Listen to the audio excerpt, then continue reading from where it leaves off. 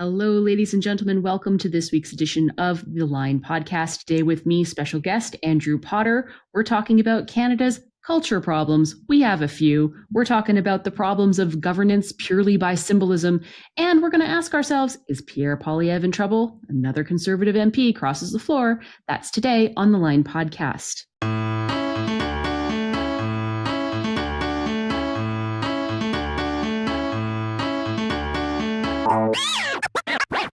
Well, we have a very special guest with us today, Andrew Potter. Potter, who are you? For people who aren't aware of who you are, could you just explain yourself to me? Former journalist, former Maclean's columnist, former editor of the Ottawa Citizen, currently a professor of professor of policy, at the Maxwell School of Public Policy at McGill University. Excellent, fantastic. And what is your relationship to the Line? I'm a longtime friend of the Line, contributor, and friend. Excellent, fantastic. Well, we have Potter on today instead of our usual Matt Gurney. Matt Gurney has issues to attend to, so Potter is going to be here in his stead. We are going to talk Canadian politics. Potter, you found something interesting on LinkedIn this week. Yeah, so I was LinkedIn is pretty much the only social network I pay any real attention to anymore. I don't know why. Because we're old. We're old now. I'm old, exactly. We've lost our ability to function in the fight. So I'm old and job hunting. No, I'm kidding. But so anyway, coming through my LinkedIn feed, somebody, and I wish I could find. I tried to find it this morning, and of course it's vanished into the algorithm. Posted a stamp that Canada Post issued in 1978, 14-cent stamp celebrating the coming online of Syncrude, right? The big dig in northern Alberta for the oil sands, and it was one of those things where it just struck me where, like, what are the chances of any time in the last 10 years, 15 years, 20 years, Canada Post even considering putting out a stamp like that, celebrating the bring online of a major resource? It just would not happen. It would be a massive controversy if they actually tried to do that today. Ironically, almost no one except me uses stamps anymore. Right. Right. Yeah, you do actually. Every year I get a Christmas card from you. I haven't gotten to my Christmas cards yet, but I'm actually big on physical letters and stamps. So I follow the Canadian Post stamp, again, because I'm extremely cool. Right. I follow the Canadian Post stamps. And do you want to know what kinds of stamps they put out now? I actually have one right now. Here's an interesting one by Canadian sort of graphic artist Chester Brown. Oh yeah, who's a really great graphic artist, and I have no issues with Canadians issuing stamps about the guy. But like, he's also known for doing some fairly openly pornographic stuff. If I think I'm recalling correctly, one of his most famous graphic novels is about his relationships with sex workers. Yeah, like which is fine. I don't mind a stamp that features the guy's art. That's not a problem for me. But there's a definite theme when it comes to Canadian Post stamps. They're increasingly leaning heavily into sort of multicultural themes, which is, again, fine. We're a multicultural company. Or sorry, multicultural. There was a Freudian slip, wasn't it? Right, yeah. A multicultural country. So that's cool. There's room for a lot of different kinds of art. There's room for a lot of different kinds of celebration.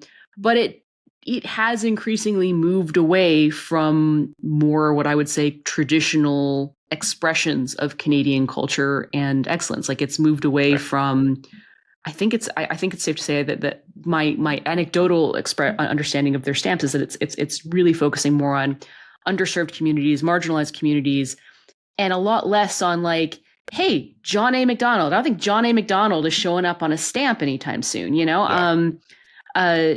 So yeah, it's the idea that you would be featuring business excellence or controversial programs now, like the oil sands. Yeah, no, that is not aligned with the kind of cultural presentation that officialdom Canada wishes to present to the world. I think that's safe to say.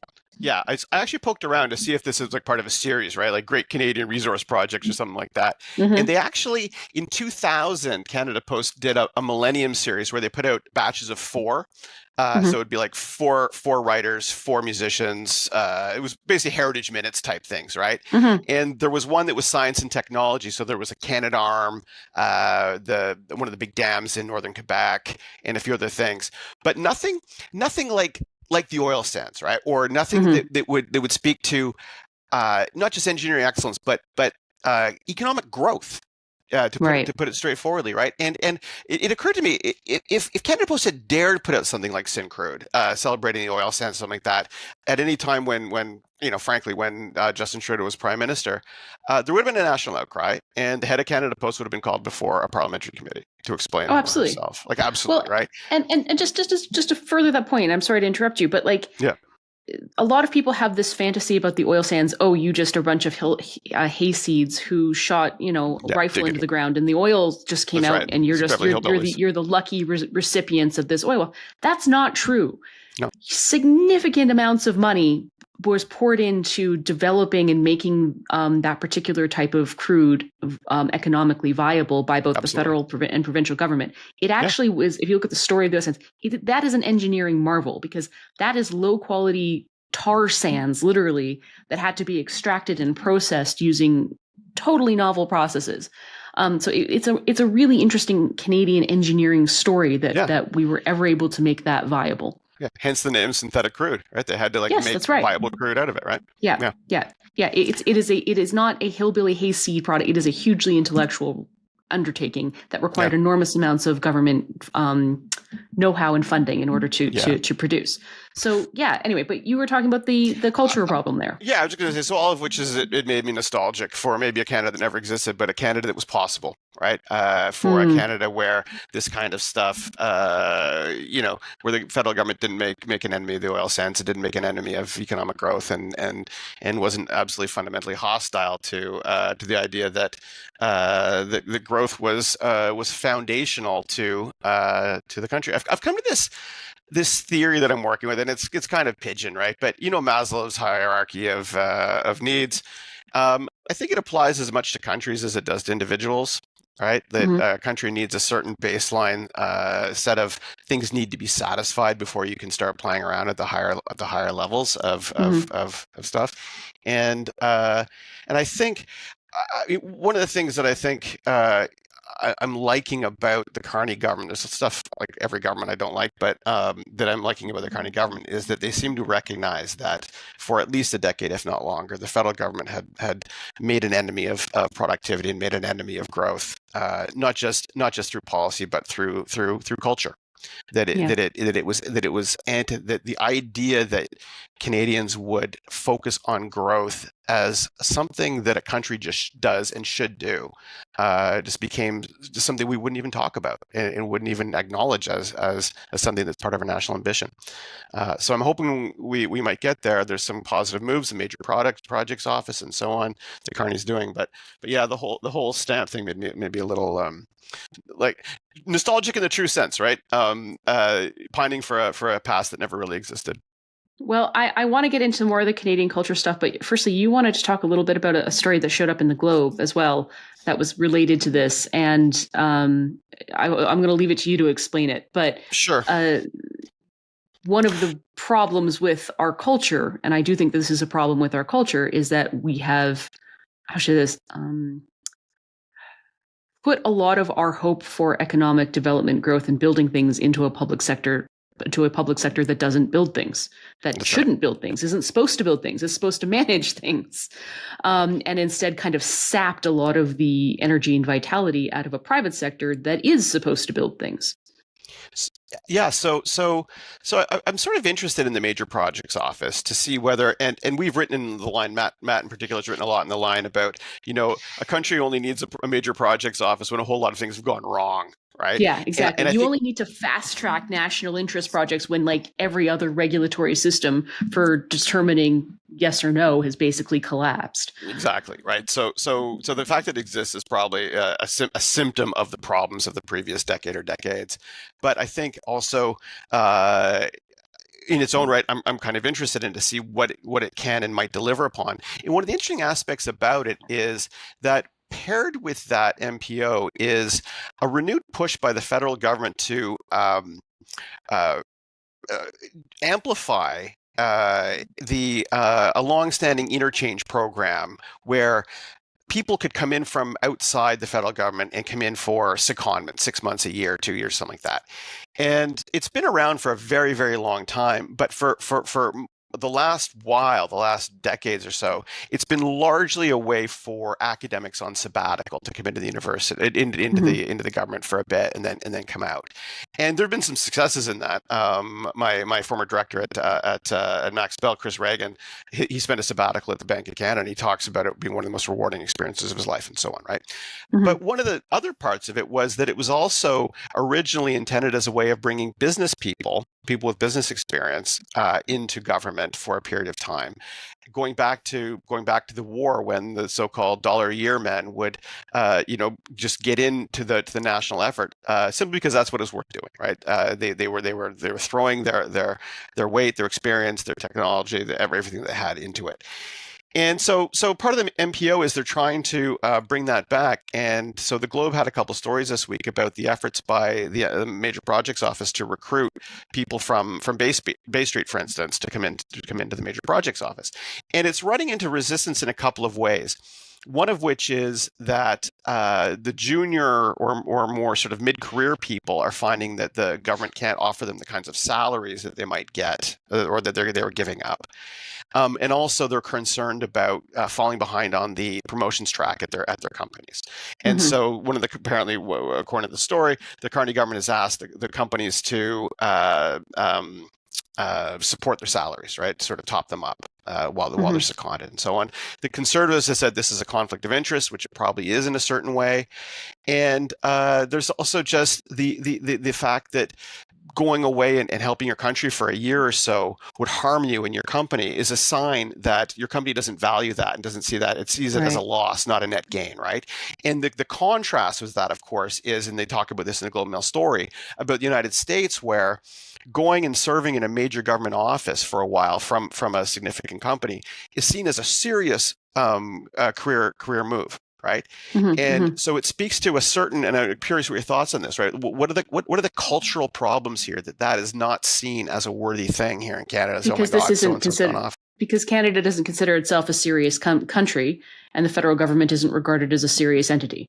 So the asset that you can gain from, unless you are in an industry that requires a government handout of some kind, getting better access to the inside workings of government isn't considered a material benefit to the underlying company. I would imagine that that's kind of the logic of this.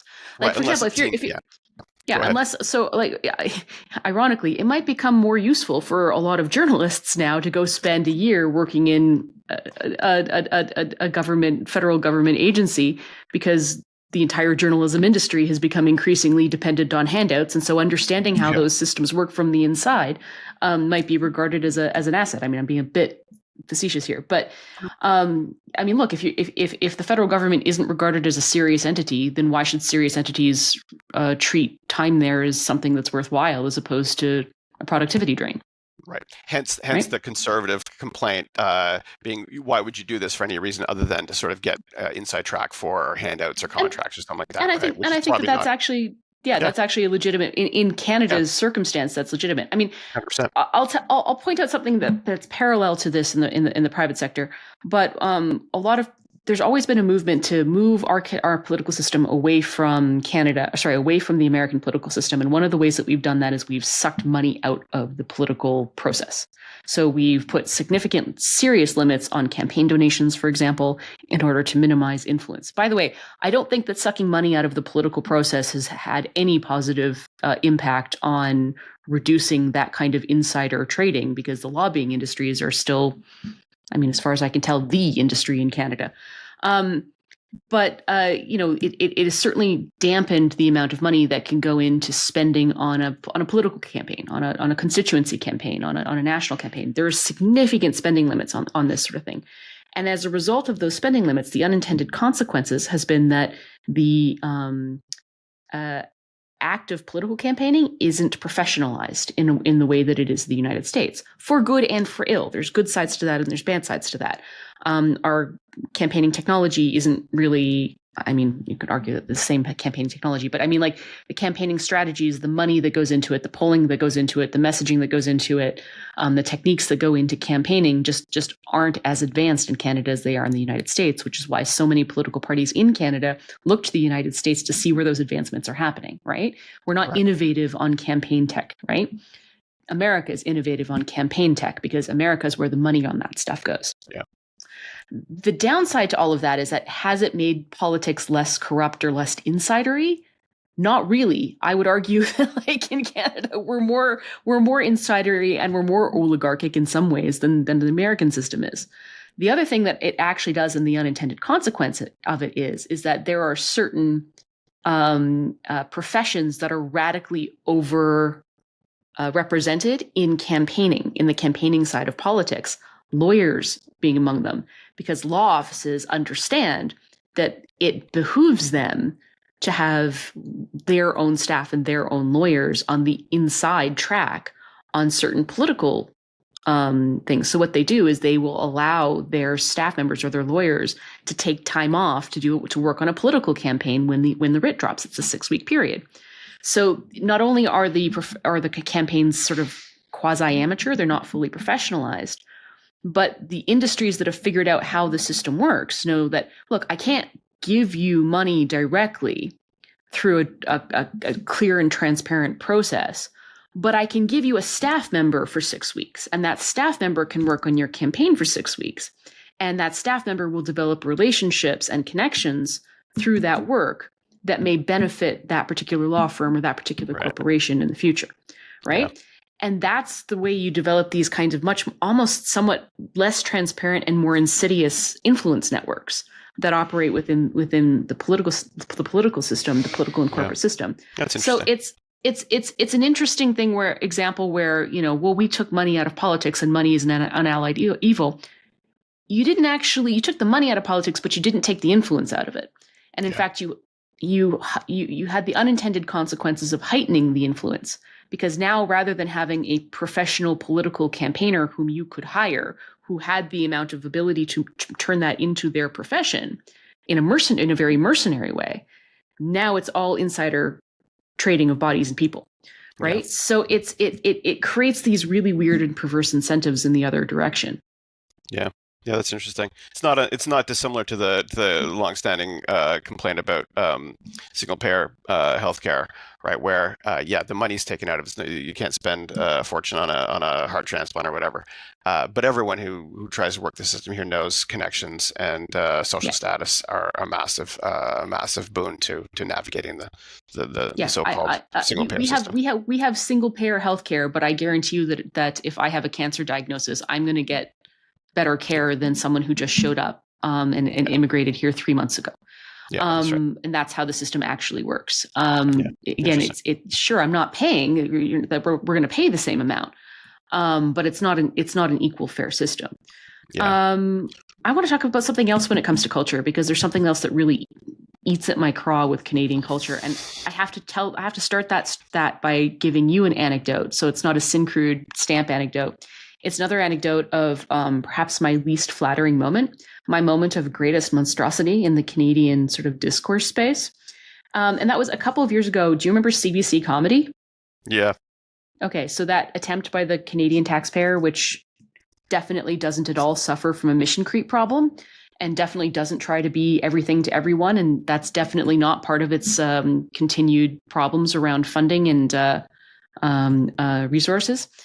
So they tried to launch their own version of a public sector comedy, a website, and it was just notoriously awful. Yeah. It was just the least funny version. It's exactly what you would expect taxpayer dollars to fund, which is like the least funny version of the Canadian Onion you could imagine. Right. Also in a space that was well served by things like the Beaverton. And I remember this was it must have been 10 years ago now, like back when Twitter was still Twitter. Chris Selly and I were just taking the piss out of it. Like I think we were described as jackals. Like we were just like, this is the worst thing that in Canada right now. This is the worst thing we're producing. This is an embarrassment to the nation. What are we doing?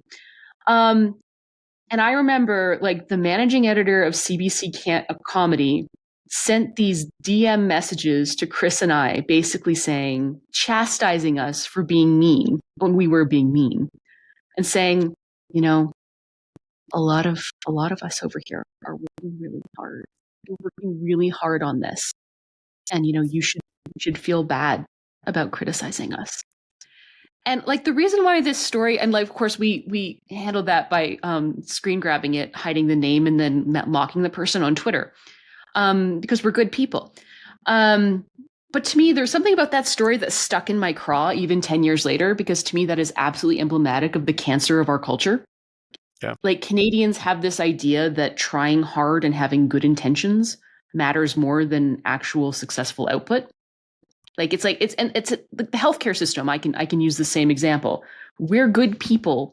We have better intentions. We try hard, and that's proven by the fact that we have this much more compassionate single payer system. So therefore, we're better people than the Americans. Well, your compassion doesn't count for shit if the actual system's falling apart and not doing what it's supposed to do. Right. Like the compassion and the good intentions and the trying hard isn't a substitute for performance. It's not a substitute for trying to be good is not actually a substitute for actually doing good.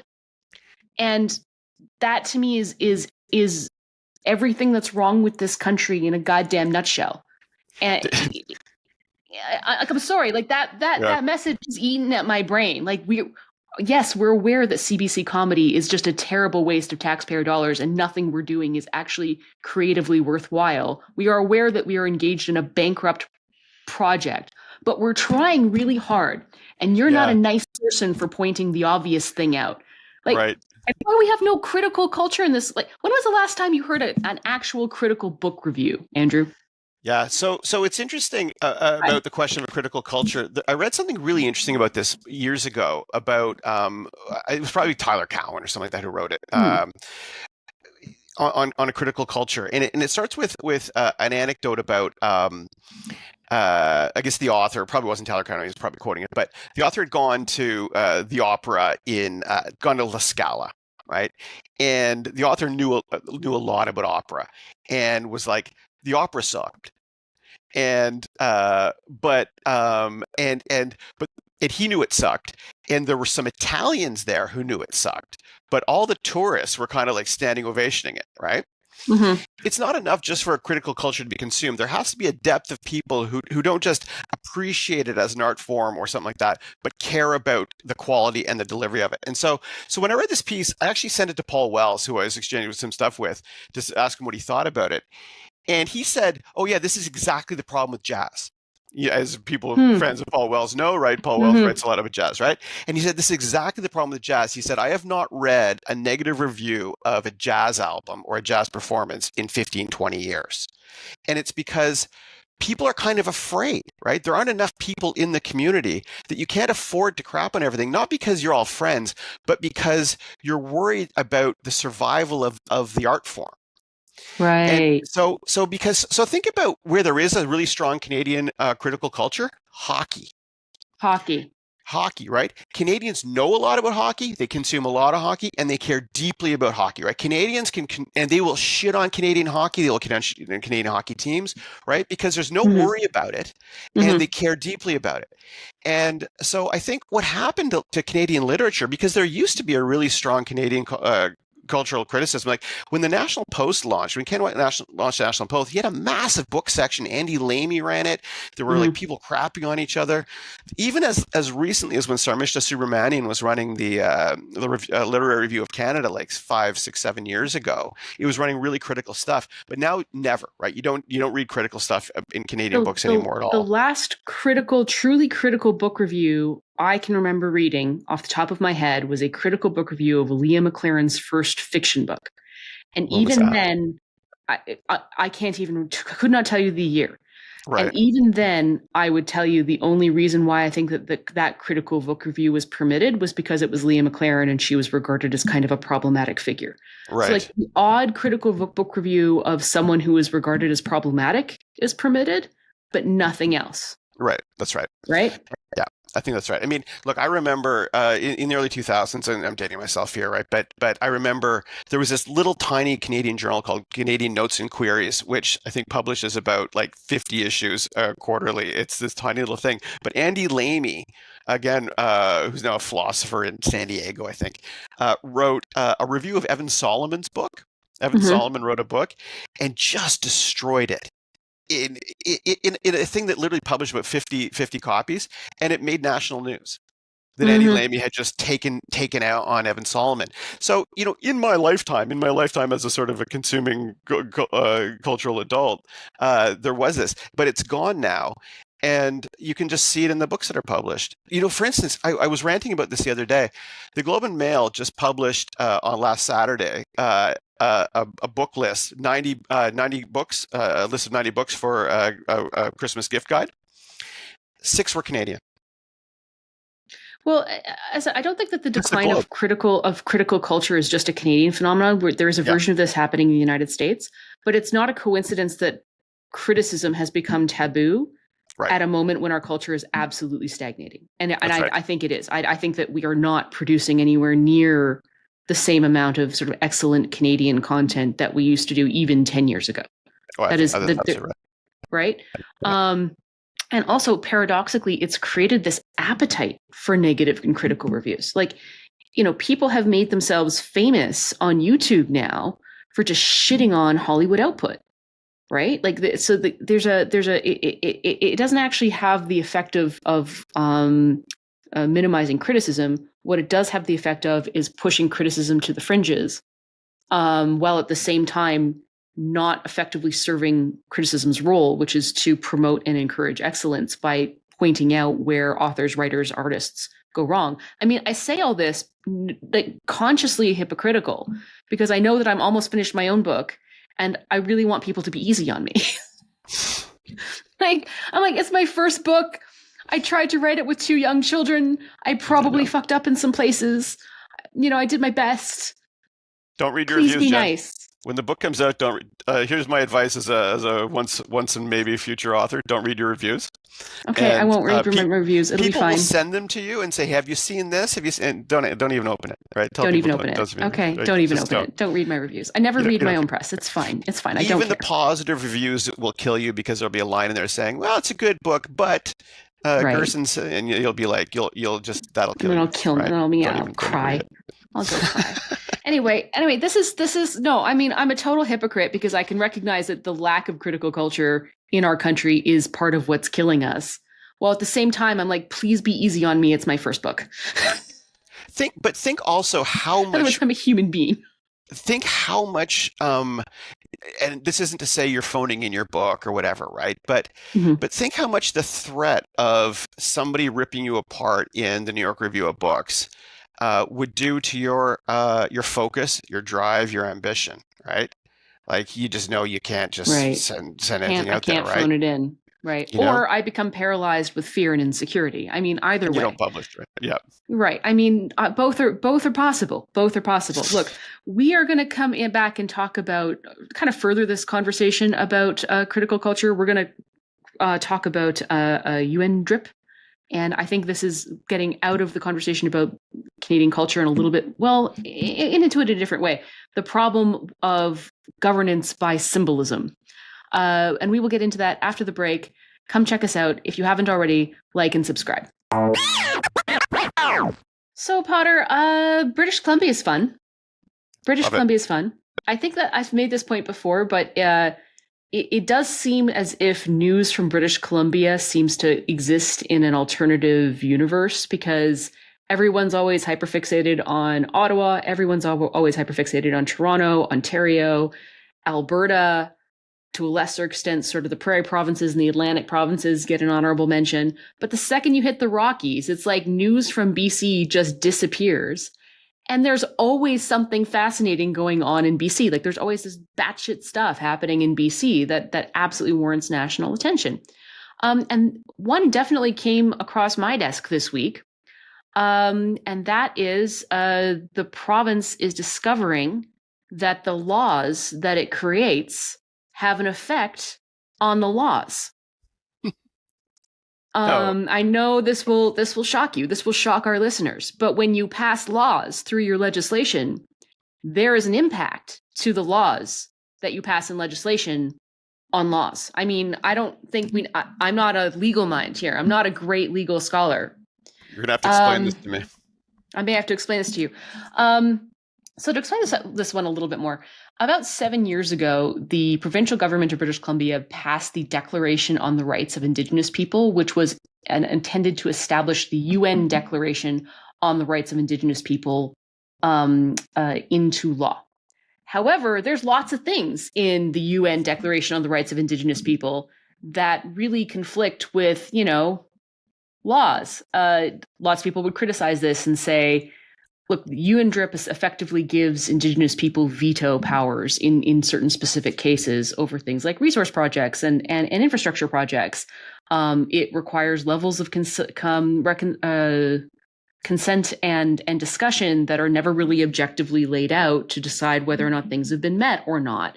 It opens up the whole colonial legal framework to challenge at almost every level. Like, these are things that you are writing into provincial law. It's one thing to sort of sign off on these things in a symbolic way in a UN meeting, but when you start importing these things into actual law at the provincial or federal level, you are undermining some of the basic frameworks by which we operate in the legal system. And the BC NDP was like, no, don't be silly.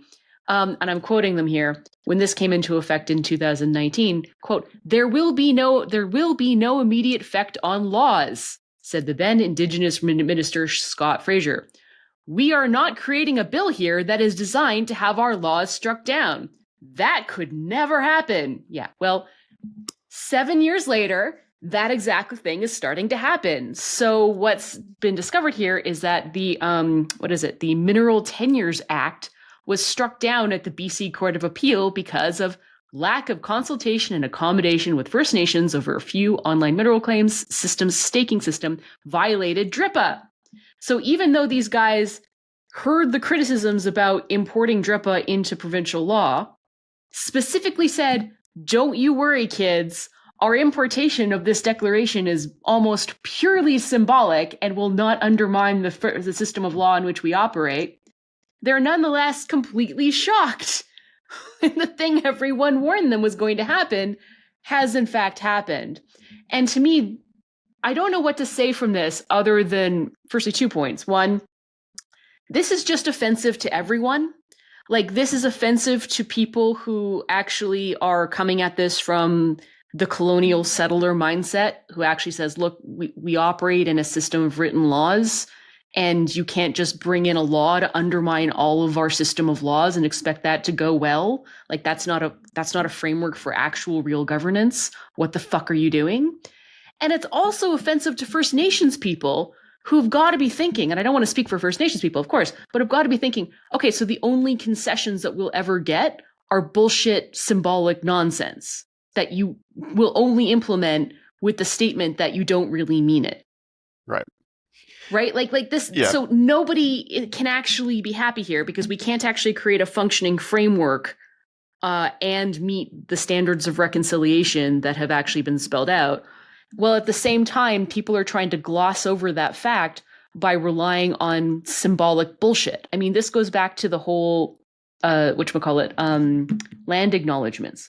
Okay, great. We're going to start every event off with a land acknowledgement. Great, but you're never going to give the land back. Yeah. That's just what this is. And my second point to all of this is this right here is the apogee of the kind of progressive governance mindset that has dominated this country for the last 10 to 15 years, perhaps following on our previous conversation. This whole idea that you're going to bring in laws that sound good but have no actual use and effect, and then expect that will never have a consequence for you down the road, is to me like Trudeau era mindset wrapped in a bow. So I got two things on this. The first is there's an old Baroness von Sketch skit about this, right? That shows it's like the Tarragon Theatre or something like that in Toronto. You know, it's Hmm. a Toronto crowd sitting there, and a woman stands up and says, "Before tonight's show, I would just like to," and then she gives a land acknowledgement, right? Sure. And says, "And now on with the show," and a woman stands up in the audience and says, you know, starts to leave, and everyone's like, "Where are you going?" And she says, "Well, you just said this land is somebody else's land. Shouldn't we go?" And they're like, Yeah. "No, no, no. We're going to just keep going." She goes, "Well, yeah, but you just said we're like trespassing, so I We're think maybe we should." trespassing on I think maybe stolen we should all lands. leave, right? And they're like, "No, no, Maybe it's, we're gonna keep going yeah. with the play, right?"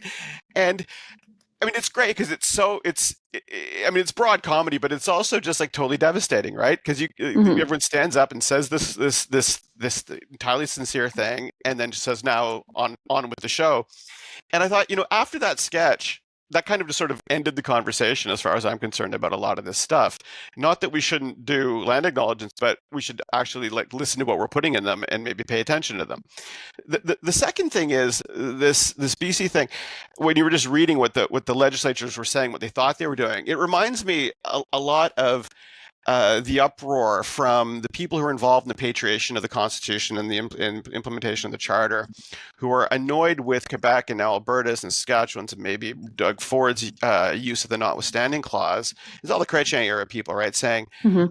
that's not what we intended, right? That's not what the notwithstanding clause was supposed to be for. It's supposed to be this last ditch, you know, fire alarm that you would pull, and it's like, well, you don't get to decide that, right? That's right. And You put it in law. yeah, you put it in there. And if it was only supposed to be used, say, after a dialogue with the courts where it had been struck down 3 times, why didn't you put it in the charter, right? Like, you don't Right. get to sort of say, we put this in, but we didn't mean that's how it should be used. It's not how the way anything works, right? Well, it's So, also like there's something really juvenile about that. Like there's something really immature that I don't know, maybe it speaks to the immaturity of the state of our governance conversation, that there's just this expectation that like what I meant by that everybody will just sort of understand, wink wink, nudge nudge.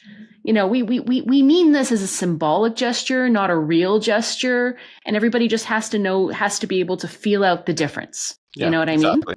Exactly. And there's just that's childlike. There's something deeply childlike about this. I mean, look, there's one thing that I really enjoy about British Columbia and British Columbia politics when I delve back into it, is that British Columbia is not afraid to experiment.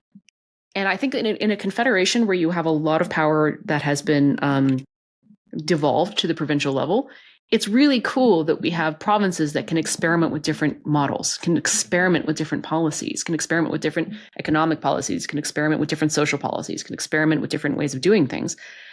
And everything is a constant living experiment, right? Like BC tried some issues around like drug decriminalization and harm reduction. Alberta's taken a totally opposite approach to some of that stuff. And after a couple of years, we can look at the numbers and gauge them and sort of figure out what's working and what's not working. What's really interesting about BC is that they're willing to go much further on some of these experiments than I think the rest of the country is willing to go. And the implementation of DRIPA, for example, I think is further than the rest of the country was willing to go. And now we're able to see that 7 years later, actually that creates a fatal problem with how we govern ourselves. Like that creates a fatal problem in terms of how we deal with rule and law. And it's right. probably just not a sustainable answer to the problems represented by the needs and problems represented by reconciliation. It's not a practical way forward that gets us to a place where we're reconciling with First Nations people, while at the same time still functioning in a modern state that operates by the rule of law. Yeah. And you know, I would say like their experimentation with drug decriminalization and harm reduction, like they went way further, I think, than almost any other province did on some of that stuff. And now they're able to roll it back. So I give David Eby some credit here. I'm cool with experimentation in an environment where you have a province that's willing to say, after a couple of years, okay, we tried this, it hasn't worked, we're going to roll it back, right? And doesn't become bogged down in this idea that it needs to double and triple down on these policies simply because they're well-intentioned, right? Right. And BC, I think, is actually better at this than other provinces. BC is able to, or at least David Eby has been demonstrably better at this than I think other political leaders, right? Like he's been able to say, decriminalization had the effect of normalization, and it's led to major social disorder problems, and we can't continue to justify it. And they've rolled some of that stuff back, and it looks like even with the DRIPA stuff, they're going to roll some of this stuff back. Whereas I think that if like Ontario tried to do this, and they had tried to implement DRIPA, and then 7 years later said, yeah, that's not going to work as a practical legal measure. There would be too many people who are ideologically committed to that being the only answer, that rolling it back would be effectively impossible. And in a system that you can't roll back, it becomes harder and harder to justify experimentation. Yeah, I think Does that make sense? Right. I think that's right, but I think you're right about what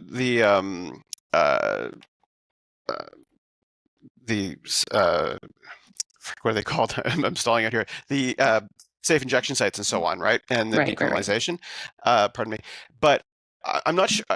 How are they going to roll back the court's interpretation of DRIPA? Right, like that's not something you can just make a policy change on, right? Like, isn't the ultimate solution here that BC just needs treaties? Like this is all a downstream effect of the fact that BC absolutely needs treaties. There's the fact that so much of BC is unceded land is a huge problem nationally, increasingly nationally, right? Like BC needs treaties. There's no question about that. The problem is that treaties take decades to work their way through the system. Like you can't just, okay, well, now we have a treaty and blah, blah, blah, blah. Like 2 years later, our problems are solved. BC will be working through treaties for a century. What the fuck are we going to do until then? Right? Like we can't live in a state of constant legal limbo while those processes are playing themselves out, right? Or maybe we can. I don't know. Maybe we have no choice. I mean, maybe that's the answer. But yeah, I think that's an interesting point. What else do we have to say about Canadian culture and symbolic governance by symbolism? I would just Can we stop now? Can we just do real governance now? Can we do non-symbolic real governance that's practical and reform based? I thought we got there, but you know what? So there was something that yesterday, and I don't want to pick on her too much because I actually quite like her, but Anita Anand posted something on X yesterday, the day before, that kind of annoyed me. It's Qatar's National Day. And so she posts this thing. She was meeting with some representatives of Qatar in Ottawa. And so she's standing there with some women in hijabs, and it's all very nice, right? It's happy Qatar on your National Day. But she says, celebrating Canada's friendship and shared values with Qatar. What shared values? What shared values? Like, I mean, what shared values do we have with Qatar specifically? Could someone lay those out for me? It's we're playing Qatar in the World Cup. They're in our group. Great, we'll play Qatar in our World Cup. So it's one of these things. Like, why do you have to say shared values? Why don't you just say Happy Birthday Qatar? Right, we'll play you soon in the World Cup. Yeah, like end of story. Right, shared values. I recognize we have a multicultural society here. There are going to be people who are of Qatari descent or Qatari nationals in the country. Maybe people who have dual citizenship. I don't have a problem with a politician meeting with her constituents or wishing another country a happy birthday. Like that's fine. That's ordinary stuff. That's part of your job. Yeah. I'm just asking you not to lie. Just like, you know what I'm saying? Like that's fine. But what shared values? What shared like exploitative labor practices? I mean, like please explain to me what values we share with Qatar. Yeah. I just read all of that as just the Justin Trudeau era muscle memory just kicking in, where we're just going to say absolute nonsense on social media because that's what governance is. It makes me crazy. Is there any country we don't have shared values with? I don't know. What are the countries we don't have shared values with? I mean, maybe the U.S. right now, but we'll see. Maybe, yeah. All right, look, I'm going to put a like and subscribe note there. We're going to come back. We do want to talk a little bit about floor crossing, and we want to talk a little bit about Pierre Poilievre's future. Maybe we'll leak back into Canadian culture issues, but we'll see. We'll see how this goes. We'll let it fly. Like and subscribe and check us out, www.readtheline.ca. Okay, so Andrew Potter, the Conservatives have lost another MP. How close is Mark Carney to a majority at this point? Do we know? Do you have the math with you?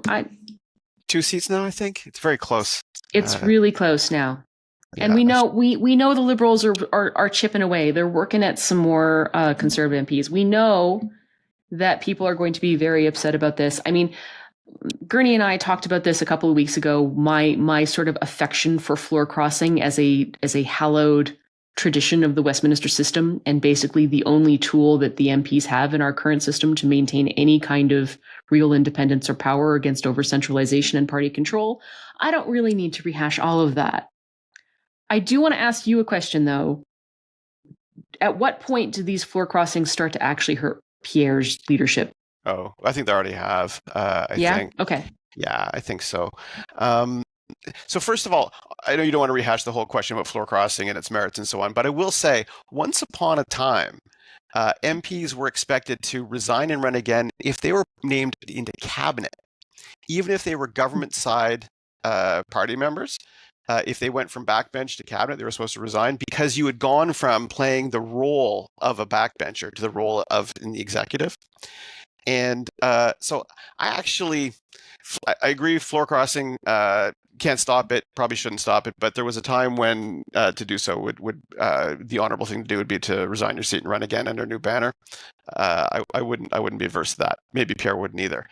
But I think there's an argument even against that, but let's save that debate for another day. Let's save that debate for another day. So is it hurting Pierre? Of course it is. I think it's death by a thousand cuts. Each one of these things hits a little bit more and a little bit more, right?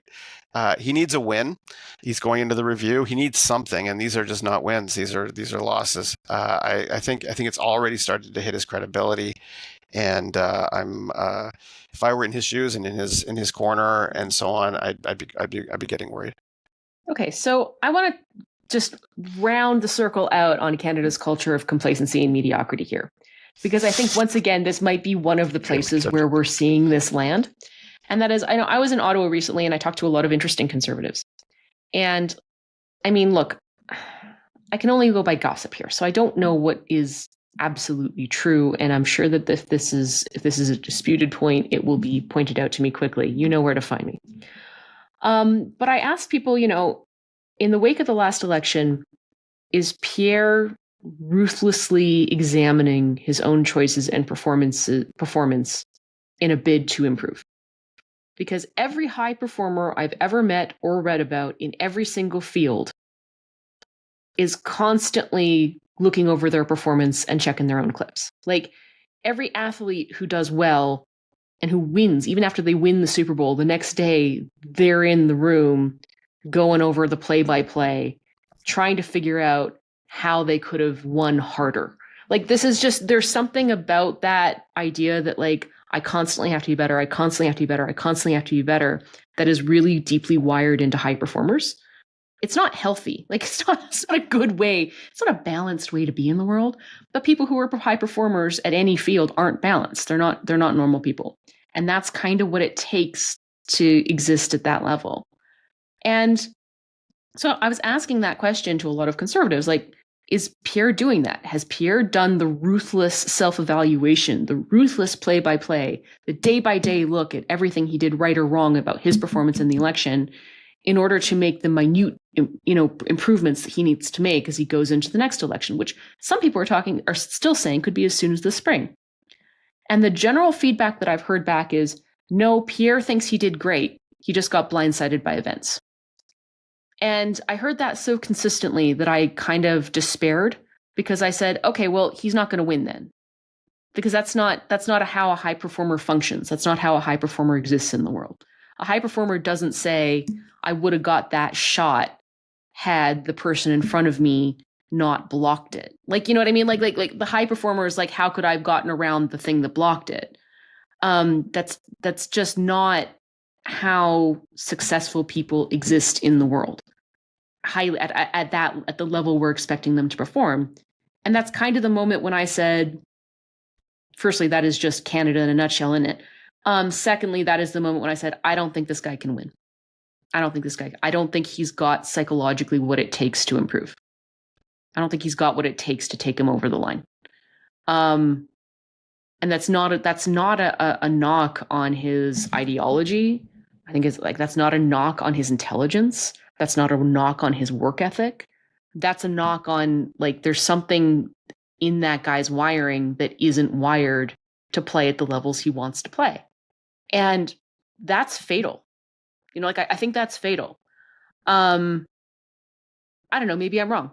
Hey, conservatives, if I'm wrong, you know how to reach me. Am I wrong? Because if I'm wrong, I'll own it. I will admit it on the next podcast. So, like, hit me if you think I'm wrong.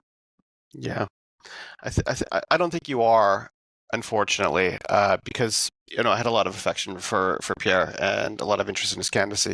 I think ultimately what was revealed in the last election, and you can talk about external circumstances and the Trump factor and the Carney factor and all this kind of stuff. But there's always going to be external circumstances. There's always going to be this stuff. Yeah. He's running to be the leader of a country in which he's going to be dealing with nothing but external circumstances. Yeah. Can he adapt or can't he? Yeah. As someone once pointed out, or someone pointed out to me around the election time, they said, here's the thing about Pierre is that he was antimatter to Justin Trudeau's matter. That is, he was, or to put it differently, he was a guided missile whose entire internal targeting framework looked like Justin Trudeau. Mm-hmm. And without Justin Trudeau as your sort of targeting software, like the fixation of your targeting software, it had nowhere to go, right? Mm-hmm. And I think ultimately, Justin Trudeau ran the most unserious government in my lifetime, probably Canadian history. Pierre was not positioning himself as the serious alternative to that. Mm-hmm. He was positioning himself as an unserious alternative to that. Just someone who had Justin Trudeau's number, which he did, right? Mm-hmm. Which is why when Justin Trudeau was the target, Pierre was polling at 200 seats or something crazy like that. And once you get rid of that, so he wasn't able to adjust. And it wasn't that he wasn't able to adjust to the circumstances. He wasn't able to adjust because he fundamentally had misread his value proposition to the electorate, which was simply that you've got Justin Trudeau's number, which frankly a lot of people were happy to vote for or to say they were going to vote for. And if he hasn't grasped that, then he can't win, right? I think you had an interesting thought experiment. We were just chatting about what we were going to talk about today, and that is what. Oh yeah. I don't know if you want to propose that, but just like would we be equally happy or unhappy right now if Mark Carney were leading Canada as the head of a conservative government?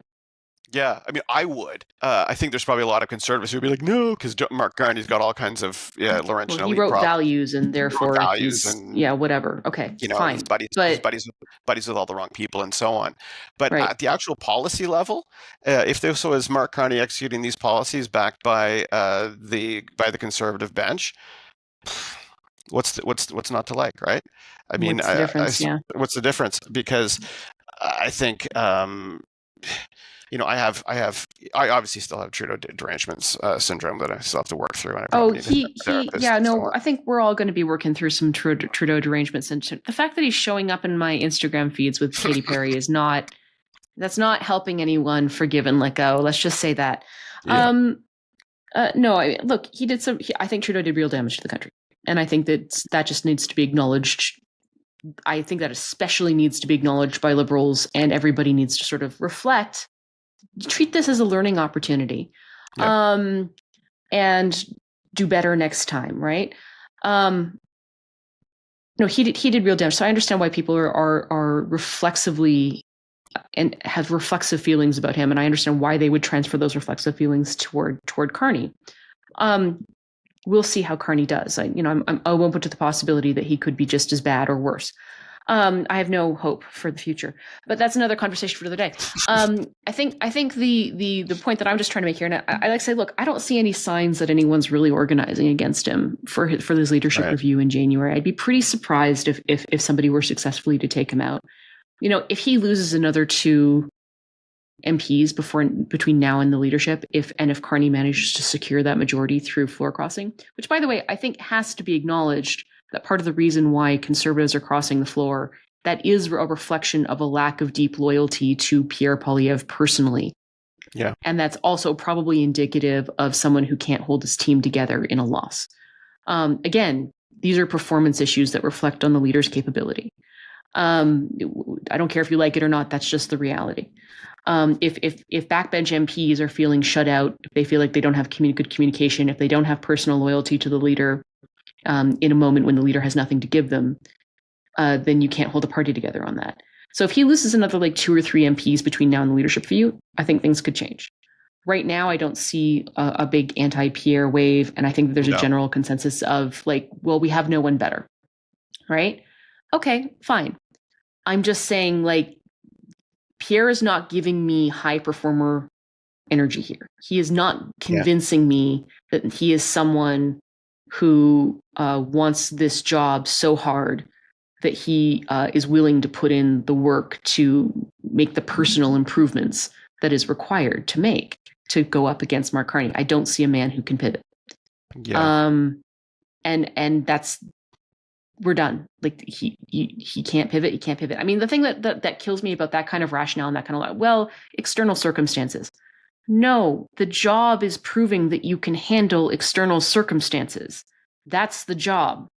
The job is showing us that you were running for as prime minister is that you can take unexpected black swan events and pivot accordingly and quickly. That's the job you're running for. Yeah. So you can't just excuse away a disappointing outcome on an election by saying, well, external circumstances.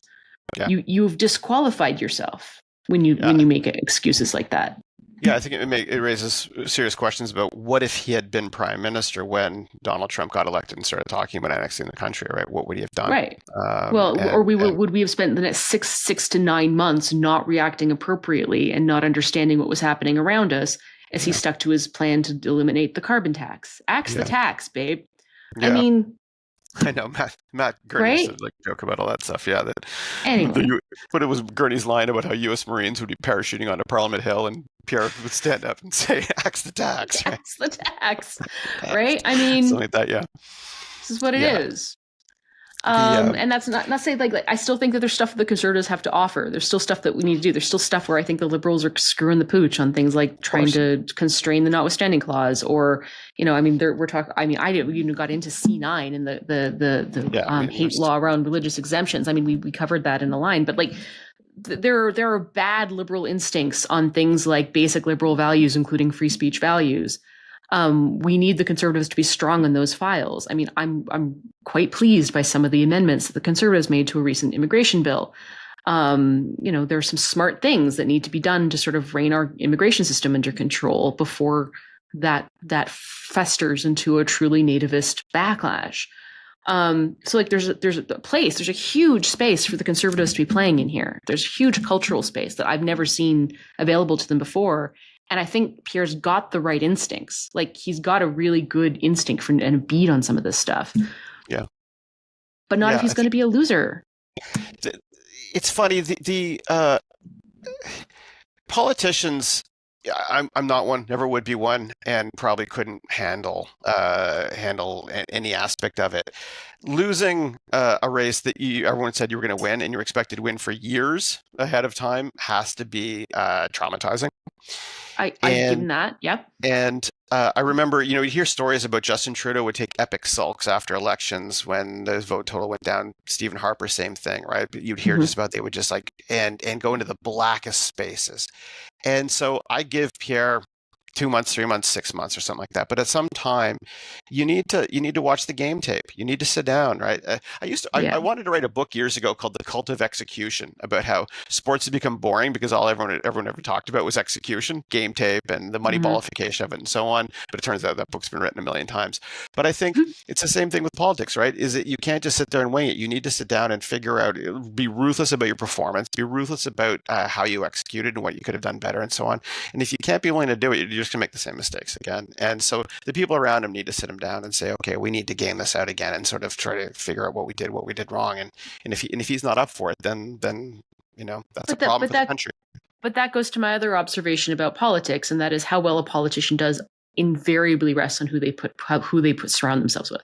Yeah. Right? Like if you surround yourself with sycophants who are going to affirm your own psychological narrative in order to keep you from going to the black place, you're setting yourself up for failure. You have to surround yourself with people who aren't like you and who are willing to dissent and who are willing to challenge you on some of this stuff and are willing to sit you down.